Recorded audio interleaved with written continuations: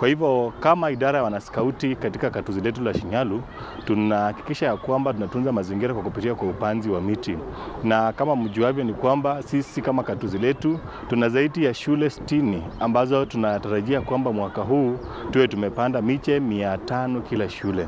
Lakini changamoto ni kwamba hatuna miche ya kutosha katika shule zetu.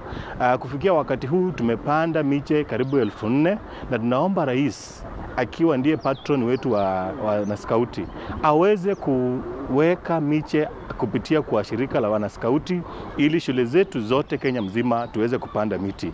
Tukipanda miti kama eneo bunge la Shinyalu miche 500 kwa kila shule, tutakuwa na miche 1030 mwishoni mwa mwaka huu. Waziri wa mazingira waweze kuweka mikakati na kuachilia fedha hizi za kupanda miche ili tuweze kutumia wakati ambapo pato tuna mvua. We do not have enough trees and we want most of the indigenous trees to plant so that we can get enough rain so that we can have good environment.